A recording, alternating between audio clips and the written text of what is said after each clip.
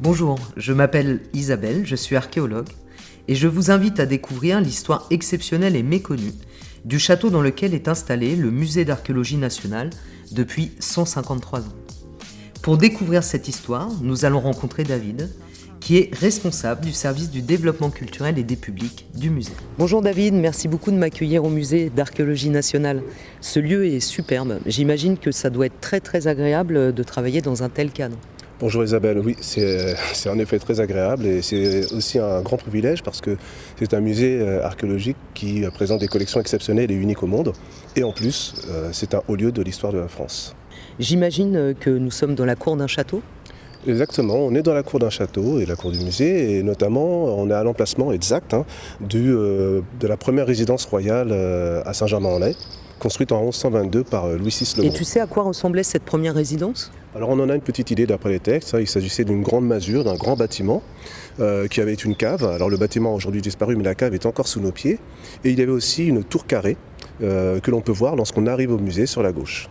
Et tu sais pour quelle raison Louis VI le Gros a fait construire cette résidence royale ici à Saint-Germain-en-Laye ? Alors il y a en effet quelques raisons et pour t'aider à imaginer tout ça, je t'invite à prendre de la hauteur.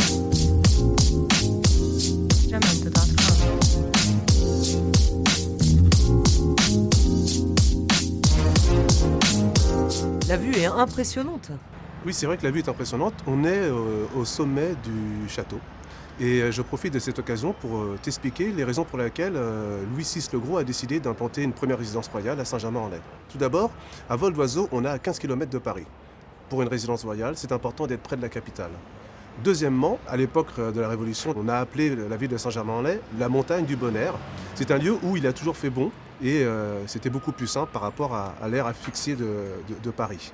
La troisième raison, c'est tout simplement qu'on se trouve à proximité de la forêt de Saint-Germain-en-Laye qui fait plus de 3500 hectares et qui est un poumon vert de l'Île-de-France et qu'il était déjà à l'époque un lieu idéal pour la chasse parce qu'il y avait beaucoup de cerfs, de sangliers ou de lapins. Une chose aussi qui est importante, on se trouve en fait à 52 mètres au-dessus de la Seine et donc sur un plateau calcaire qui est idéal aussi pour pouvoir observer la vallée de la Seine.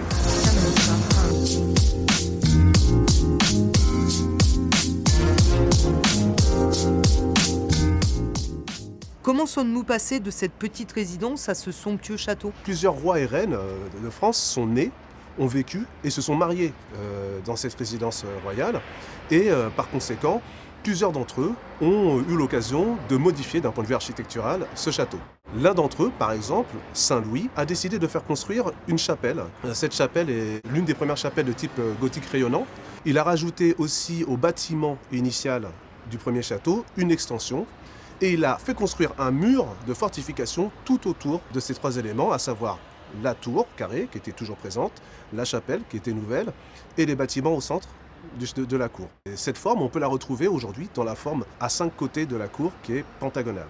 Est-ce que tu sais comment les bâtiments et les fortifications de cette seconde résidence royale ont disparu ? Oui, alors ils ont été incendiés en 1346 par le prince noir, le fils d'Édouard III, roi d'Angleterre, durant la guerre de 100 ans.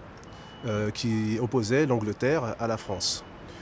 C'est seulement une vingtaine d'années plus tard que Charles V, un autre roi de France, va décider de faire construire un nouveau château en rasant les ruines de celui qui avait été incendié et elle va faire construire sur les fortifications réalisées par Saint-Louis précédemment un nouveau château. Ce nouveau château de Charles V n'est donc pas encore la version du château dans laquelle nous sommes aujourd'hui ?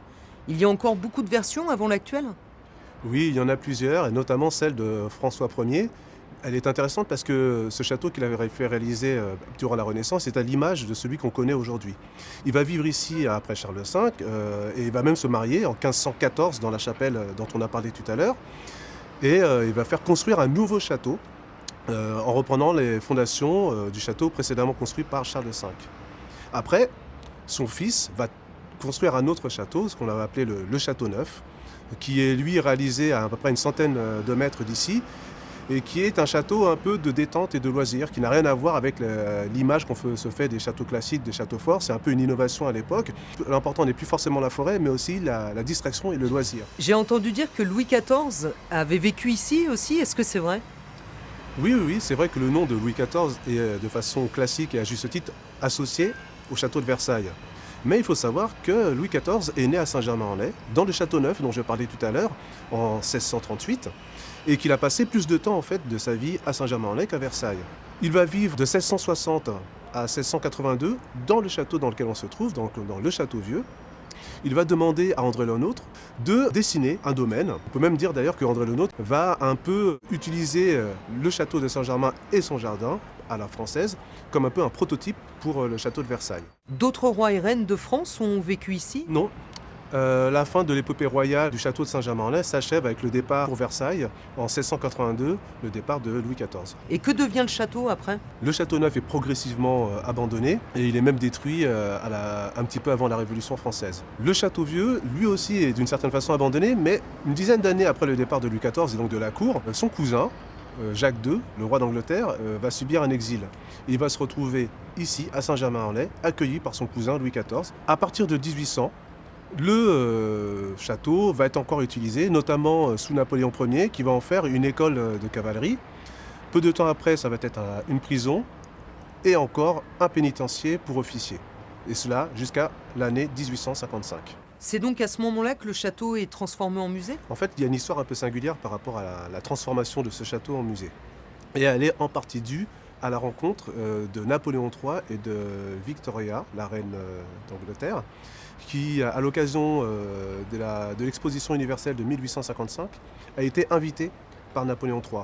Donc elle va rester quelques jours avec lui et ils vont découvrir Paris et notamment le château de Saint-Germain.